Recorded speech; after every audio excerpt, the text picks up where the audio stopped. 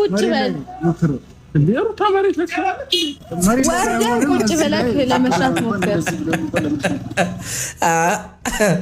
ሩታ መሬት ላይ ትችላለች እንዴ አላለ አብራ። በዚህ በተቀጥል ኖሮማ ልጅቷ መሬት ላይ አይደለም አልጋ ላይ መሽናት ትጀምር ነበረ።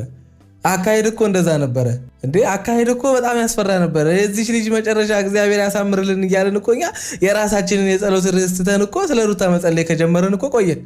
እኛ በጓዳ ስለ ሩታ ስለ እናንተ እንጸልያለን። እናንተ ደግሞ እንደገና ተገልብጣችሁ መታችሁ እዚህ ጋር ሌላ ፍቅር ውስጥ ነው ያላችሁት። አባቢ መቼ በቃ ሌላ አዲስ ፍቅረኛሞች እኮ ነው የምትመስሉት።